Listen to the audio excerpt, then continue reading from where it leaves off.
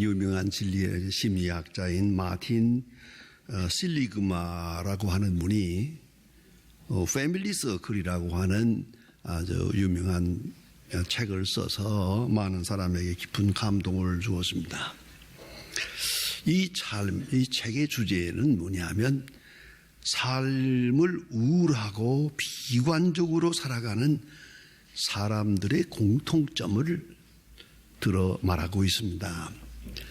요새 말로 말하면 많은 사람들이 우울증에 시달립니다. 우울증 환자라고 하는 것은 그 다음으로는 치매로 발전합니다. 아마 지금 우리 걱정 가운데 제일 큰 것이 아마 치매일 거예요. 우리 주변에 이 치매 환자들 참 많은데 이거 참 큰일입니다. 이것은요. 우리 기도 제목입니다. 이거 사실은 어떻게 하면 치매 없이 살다 죽을까? 그렇지 않습니까? 그러면 그 치매의 근본 원인이 되는 우울증, 이 우울증 가진 이 사람들을 그건 자기가 절망하든지 혹은 남을 해하든지 자살을 하든지 살인을 하든지 참 무서운 겁니다. 자, 이런 우울증 환자, 우울증 그런 환경이 점점 높아가는데 이분들의 공통점이 있습니다. 그걸 우리가 알아야겠다는 것이죠. 첫째가 영구성입니다. 이런 일이 계속될 거라는 거죠. 어떤 변화도 인정하지 않습니다. 그저 이랬으니 앞으로도 이럴 거다. 잘 안 됐으니 앞으로도 안 될 거다. 절망적이었으니 앞으로도 절망일 것이다. 내가 병으로 고생했으니 병은 낫는 일이 없고 그대로 또 앓다가 갈 거다. 이렇게 생각합니다. 변화를 인정하지 않습니다. 우리 교회에서 쓰는 용어대로 말하면 기적을 인정하지 않습니다. 여러분, 기적은 있습니다. 내가 생각하는 대로만 되는 것 아니에요. 이대로만 되는 건 아니에요. 기적은 있습니다. 창조가 있듯이 기적은 있습니다. 그런데 기적을 인정하지 않습니다. 이것이 우울증을 가진 사람들의 세계관 속에 깊이 자리 잡고 있습니다. 그러니까 변화를 인정하지 않고 중생도 인정하지 않고 기적도 믿지 않습니다. 그러니까 이대로 가다가 이대로 끝날 것이다 라고 생각합니다. 이런 영구성적인 특징이 있고 또 하나는 확산성입니다. 나만 그런 게 아니라 모두가 다 그렇다. 세상이 다 그렇다고 해버립니다. 여러분, 이런 말을 심리학적으로 말할 때 제너럴리제이션이라고 합니다. 보편화라고 합니다. 가령 어떤 여자가 실연을 했다고 합시다. 제 방에 들어와서 사무실에 와서 그 실연당한 여자가 속에서 화가 나니까 그러더라고요. 남자들은 다 이렇다고. 그래서 내가 조심하라고, 나도 남자라고 그랬더니 아니 목사님은 말고 바로 그것이 병입니다. 아니 몇 사람을 만나보고 하는 소리입니까? 나를 괴롭힌 남자는 하나예요. 그래 남자는 다 나쁘다, 여자는 다 나쁘다, 이게 됩니까? 이 보편화해버리는 거 참 무서운 겁니다. 이것은. 그런데 이렇게 되고 나면 절망하는 것이거든요. 또 세 번째는 개인성입니다. 다 내 때문이라고 자책을 합니다. 그리고 자기를 포기합니다. 내가 잘못해서 그리고 다시 회복할 길은 없다 하고 스스로 절망하고 나가니까 결국은 우울증에 빠지게 된다 하는 얘기입니다. 사람들은 언제나 세 가지 질문을 하며 삽니다. 하나는 무엇이냐, 둘째는 어떻게, 세 번째는 왜. 이 세 가지를 물어야 하는데 내가 무엇을 한다, 무엇을 할까 좋아요. 그 다음에 어떻게 할까, 여기까지 생각을 하는데 왜라는 질문을 잘 하지 않습니다. 그걸 깊이 하려고 그럽니다. 거기에 문제가 있습니다. 근본적인 것은 왜라고 하는 겁니다. 왜 해야 되느냐? 근본 목적이 뭐냐? 아니, 궁극적 관심이 뭐냐? 그리고 또 하나 있습니다. 끝에는 어떻게 될 것이냐? 이것의 종말은 뭐냐? 에스카톤, 마지막은 뭐냐? 그걸 물어야지요. 그 생각을 안 하고 그저 어떻게. 자, 돈을 번다. 돈을 왜 버는 겁니까? 그 생각은 없어요. 좌우간 벌어야 돼요. 좌우간 부자가 돼야 돼요. 그리고 어떻게 하면 될까? 요것만 생각하지 왜라고 하는 질문을 기피하고 있다. 거기서 이 세상은 망가지는 것이다 라는 것입니다. 하나님의 종 모세가 하나님 앞에 나아갈 때 이스라엘 백성들이 원망하고 그럴 때 꼭 기도하는 제목이 늘 이렇습니다. 주여, 주께서 구속하신 백성을 향하여 어찌하여 진노하시나이까? 왜 진노하시는 겁니까? 왜라고 묻습니다. 하나님께도 물어야 하고 그리고 내게도 물어야 합니다. 왜?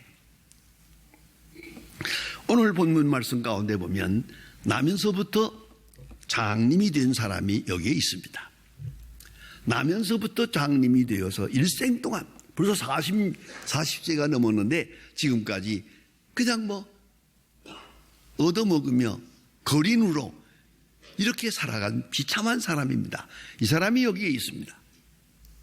예수님과 제자들이 지나가다가 이걸 딱 만났대. 예수님께 제자들이 이 사건을 놓고 질문을 합니다.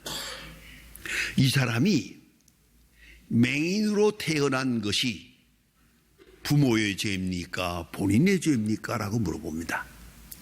이건 율법적 해석이요. 도덕적 질문입니다. 무슨 잘못으로 누구 때문에 이렇게 된 겁니까? 라고 물어봅니다. 자, 이 말에 깊은 뜻이 있습니다. 모든 것 뒤에는 도덕적 문제가 있습니다. 도덕적 원인이 있습니다. 그건 확실합니다. 그러나 오늘 예수님께서는 그렇게 대답하지 않습니다. 저는 옛날에 목회하면서 참 젊었을 때 어느 교회 가해성에 신방을 갔는데 어린아이를 낳아놓았어요. 지금 일주일밖에 안 됐어요. 그런데 급히 와달라고 그래서 신방을 가보니까 나 그런 처참한 걸 다시 본 일이 없습니다. 어린아이를 낳아놓았는데 어린아이가 아주 완전히 노랗게 고름덩어리예요. 여길 찔러도 저길 찔러서도 고름이 나와요. 그 어머니가 이 아이를 붙들고 헝엉 우는 거예요. 애비 잘못 만났어. 저 남편이 사업에 실패했다고 그래가지고 낙심하고 돌아다니고 술 마시고 다니다가 술 잔뜩 취한 김에 장녀 집을 다녀서 바로 자기 집에 왔어요. 그리고 또 부인을 만났어요. 그리고 태어난 아이가 얘예요. 의사의 말에 의하면 얘는 어머니의 태로부터 벌써 매독을 가지고 있다는 거예요. 매독균으로 일이 됐다. 이건 확실히 아버지의 죄입니다. 그렇습니다. 오늘도 그런 일이 많고 역사에도 보면 많은 사람들이 귀머거리도 많고 장님도 많아요. 그 원인을 많은 사람들이 옛날에 성병이 많아서 매독을 고치지 못해서 이래 됐다고 역사가들은 말합니다. 사실이요. 부모의 죄 때문에 자식이 잘못되는 일이 얼마나 많습니까? 그래요. 그러니까 오늘 예수님께서 부모의 죄가 없다는 말도 아니에요. 본인에게도 죄가 없다는 말이 아니에요. 그러나 차원을 달리합니다. 부모도 본인도 아니고 하나님의 하시고자 하시는 일을 나타내고자 함이라. 굉장히 중요한 말씀입니다. 이것은 그 원인이 과거에 있는 게 아니고 미래에 있다는 겁니다. 여러분, 과거에 그것이 현재의 열매이고 현재의 원인이 다시 미래로 간다. 이 인과론입니다. 그래서 우리 조금 어려운 일 당하면 전생에 무슨 죄가 많아서 그러잖아요. 과거에다가 돌리려고 하니까 현세로선 설명이 안 되니까 전생까지 가는 거 아니겠습니까? 여러분 생각해 보세요. 감옥에서 고생하는 사람, 자기들이 지은 죄 때문에 고생합니다. 그러나 학생들이 공부하느라고 고생하는 거, 그건 누구 죄 때문입니까? 그건 미래 때문이지 과거 때문이 아닙니다. 학생들이 공부하면서 애쓰는 거, 수고하는 거, 그건 부모 죄가 아닙니다. 어디까지나 밝은 미래를 위해서 오늘 고생하는 거 아니겠어요? 그래 예수님께서는 전혀 차원을 달리합니다. 오늘의 이 불행의 원인은 과거에 있는 게 아니라 그 누구에게도 있는 게 아니라 하나님의 하시고자 하시는 일, 앞에 있는 일을 위하여 이 사건은 있는 것이다. 대단히 중요한 깊은 신학적 진리를 말씀하고 계십니다. 하나님이 하시고자 하시는 일, 그 미래의 일을 위하여 오늘의 현실이 있다. 아니 어두운 과거도 있다 라고 말씀합니다. 요한복음 11장 4절에 보면 나사로라는 사람이 병들어 죽게 됩니다. 이 소식을 예수님께 전합니다. 주의 사랑하는 자가 병들었나이다. 예수님 하시는 말씀이 병들어서 안 됐구만, 죽어갑니다. 예수님 말씀이 뭐 죽을 병은 아닌 것 같다. 그 다음 말씀이 중요합니다. 하나님의 영광을 위하여, 하나님의 영광을 위하여 병들었고 하나님의 영광을 위하여 저는 죽을 것이다 라고 예수님은 갈파하십니다. 이것을 잊지 말아야 합니다. 여러 가지로 설명할 말도 많고 누구 책임이냐고 할 말 많습니다만은 예수님은 높은 차원에서 이 모든 불행, 하나님의 하시고자 하시는 일, 앞으로 그 일을 위하여 오늘의 현실이 있다고 말씀하십니다. 그런데 그러기 위해서는 여기에 특별한 세 가지 조건이 필요합니다. 첫째는 이 사람이 이 사건을 어떻게 보느냐, 얼마나 이 사건 속에서 하나님 앞에 바른 자세를 취하느냐가 문제입니다. 자, 여기에 역설이 있습니다.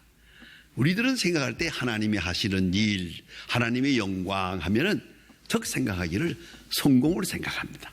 성공해야 되고 소원 성취해야 되고 건강해야 되고 만사 형통해야 되고, 요새 말은 정치적 안정, 경제적 부흥, 뭐 이 잘 돼야 하나님께 영광 돌아갈 것으로 생각을 합니다만은 오늘 성경은 그렇지 않습니다.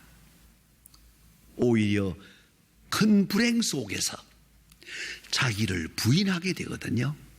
여러분 얼마나 겸손하십니까? 자기 스스로 겸손하기 참 어렵습니다.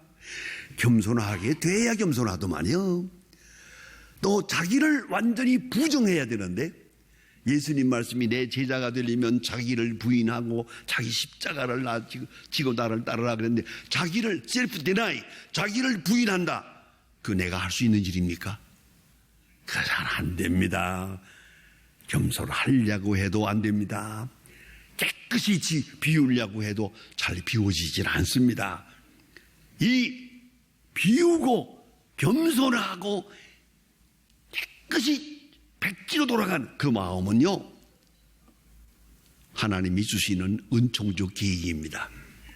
그걸 알아야 합니다. 건강할 때 하나님의 일 드러내야겠지만은 그런 일이 많지 못해요. 오히려 병들 때, 여러분 감기 정도 걸려가지고 회개하는 사람 보았습니까? 그 아니에요. 죽을 병이 들어야 회개하더라고요. 얘기가 다르지 않습니까? 제가 6.25 전쟁 바로 그 끝낼 때쯤에서 20대입니다. 제가 군대에서 나와가지고 바로 신학대학에 들어가서 1학년이 다닐 때인데 많은 군인들이 부상을 당해가지고 후방으로 왔거든요.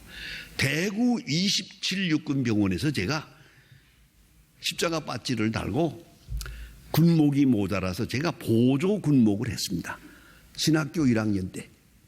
군목이 돼가지고 이 병실에 들어갑니다. 군인들의 병실에.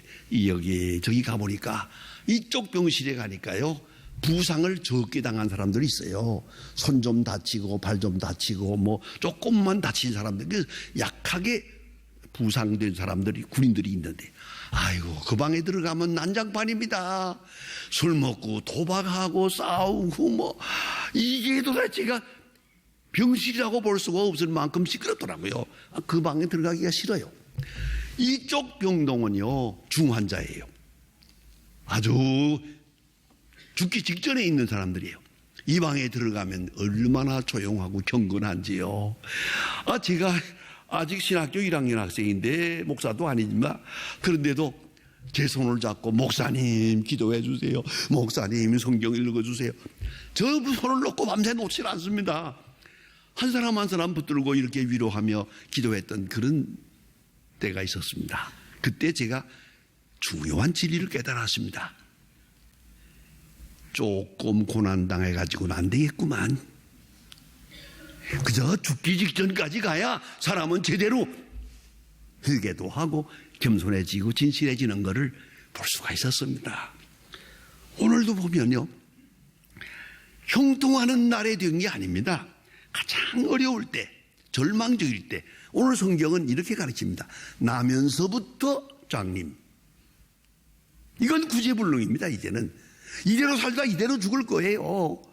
나면서부터 소경. 이거 다시 눈을 뜬다는 기적은 그건 상상할 수도 없는 겁니다. 그 역경 속에서 하나님의 영광이 드러날 것이라고, 하나님의 일이 이루어질 것이라고 예수님은 말씀하십니다. 구원의 절대 조건이 회개입니다. 회개의 절대 조건은 완전히 자기를 비우는 것입니다. 내가 스스로 못하고 하나님께서 손을 봅니다. 하나님의 큰 역사 속에서 비로소 하나님이 원하는 영적인 존재가 나타나는 것을 우리는 고백하지 않을 수가 없습니다. 그 다음에는 두 번째 조건은 예수 그리스도를 만나는 겁니다. 이 고난 속에서, 이 어려움 속에서 예수를 만나게 됩니다. 그리고 예수님을 영접합니다. Total acceptance. 묻지도 않고 따지지도 않습니다. 예수님을 그대로 영접합니다. 그런 마음, 이것이 바로 궁극적으로 큰 축복인데, 예수님을 만나게 하는 사건이 뭡니까? 여러분 잘 아시는 대로 마태복음 8장에 보면 가버나움의 백부장이 있습니다. 로마 군인이요, 로마 장교입니다. 이 장교가 예수님 앞에 와서 무릎을 꿇습니다. 30살밖에 안 된 젊은 예수님 앞에 와서 무릎을 꿇습니다. 왜? 사랑하는 하인이 병들어 죽게 됐거든. 예수님 앞에 와서 내 하인이 병들어 죽게 되었나이다. 무릎을 꿇어요. 성경에 있어. 무릎을 꿇는다. 또 회당장 야이로, 지체 높은 사람입니다. 회당장입니다. 아주 교만한 사람입니다. 그러나 예수님 앞에 와서 무릎을 꿇었어. 왜? 사랑하는 딸 12살짜리가 외동딸인데 죽어가고 있거든요. 내 딸이 병들었나이다. 무릎을 꿇었어요. 이 많은 고난, 이 실패, 질병들이 그들을 예수께로 인도했단 말입니다. 그리고 예수를 만나게 했어. 그 속에서 만난단 말이에요. 형통한 날에 만나는 게 아니에요. 환난 속에서 만나요. 성공 속에서 만나는 게 아니에요. 실패와 절망 속에서 예수를 찾고 예수를 만나게 되더란 말입니다. 그래서 이 고난이 은총적 계기가 됩니다. 축복의 계기가 됩니다. 새로운 기회가 옵니다. 자, 그러기 위해서는 세 번째가 뭐냐 하면 예수님의 말씀에 대한 전적인 믿음입니다.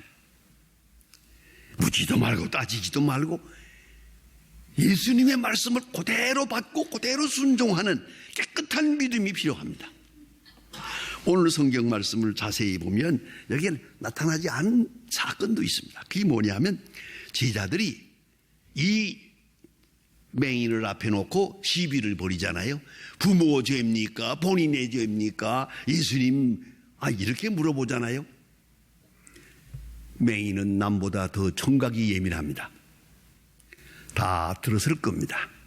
자, 이 맹인의 입장에서 한번 생각해 보세요. 부모의 죄입니까? 본인의 죄입니까? 누구의 죄로 장님이 된 겁니까? 하고 시비를 벌일 때 이 사람이 무슨 생각했겠어요? 이 사람들아, 너희는 죄가 없어서 눈 뜨고 다니냐? 얼마나 할 말이 많아요. 속에서 우라통이 터지죠. 그러나 그런 말 하지 않았어요. 그 침묵 자체에 믿음과 겸손이 있었다고 생각합니다.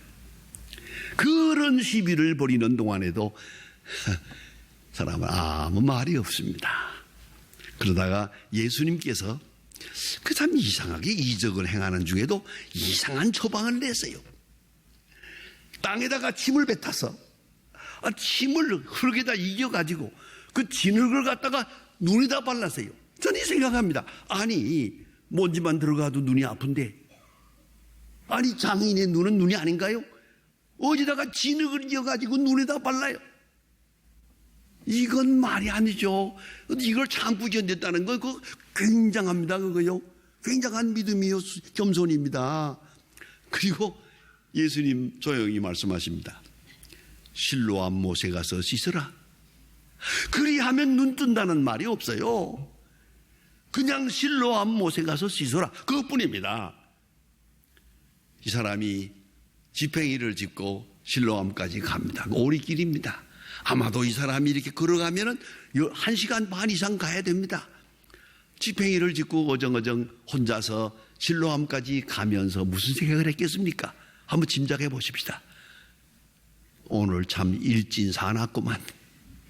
어쩌다가 이상한 사람 만나가지고 내가 이 짓을 하나? 내가 지금 뭘 하고 있는 거야 지금? 그러나 예수님의 말씀 그대로 실로암에 가서 씻어라. 알았습니다. 갑니다. 묻지도 않고 따지지도 않고 그대로 실로암까지 가서 자기 손으로 눈을 씻고 눈을 떴더라. 이거 기적입니다. 희한한 능력입니다. 이거는 이 사람의 엄청난 믿음입니다. 침묵하는 믿음, 순종하는 믿음, 의심을 극복하는 믿음, 행동하는 믿음입니다. 하나님께서 아브라함에게 말씀하십니다. 고향을 떠나라. 성경은 이렇게 말합니다. 갈 바를 아지 못하고 갔다. 어디로 가라는 것도 없어요. 고향 떠나는 거예요. 이것이 믿음이었어요. 이 믿음으로 인하여 기적을 보게 되는 것입니다. 이것이 하나님의 역사입니다.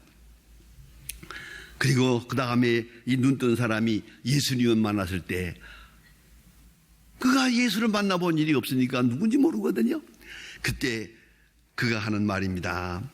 내가 주를 믿고자 하나이다. 나를 눈뜨게 하신 분을 좀 만났으면 좋겠습니다. 예수님 말씀이 내가 그러라 하십니다. 여러분 다시 한번 생각해야 합니다. 이분은 눈뜬 다음에 한평생을 내가 맹인으로 있었고 40년 동안을 거지로 살았는데 그 때문에 예수님을 만났다. 예수님과 개인적으로 만났다. 특별한 은총을 입었다. 이렇게 한평생 증거했다고 합니다. 여러분, 그리고 하나님의 영광을 드러냈습니다. 하나님이 하시고자 하시는 일, 높은 경륜과 섭리가 우리 속에 있습니다. 우리 눈앞에 불행은 있습니다. 그러나 이 불행은 하나님이 하시고자 하시는 일을 나타내는 새로운 기회가 되고 새로운 계기가 되고 은총적 계기가 됨을 잊지 말아야 합니다. 율법적으로 세상을 보는 게 아닙니다. 하나님의 구속사적인 은총 속에서 세상을 봐야 됩니다. 어떤 사건도 하나님의 은혜 가운데서 읽어야 합니다. 그 속에 하나님의 귀한 섭리가 있습니다. 하나님의 하시고자 하시는 일을 나타내고자 함이라. 주의 영광을 위하여. 그러기 위해서는 우리가 주님을 만나야 하고 주님의 말씀에 순종해야 하고 깨끗한 마음으로 주의 뜻을 따라야 합니다. 믿음이 있어야 합니다. 그래야 할 때 우리를 통해서, 아니 우리 불행을 통해서 하나님의 영광이 드러나게 될 것입니다.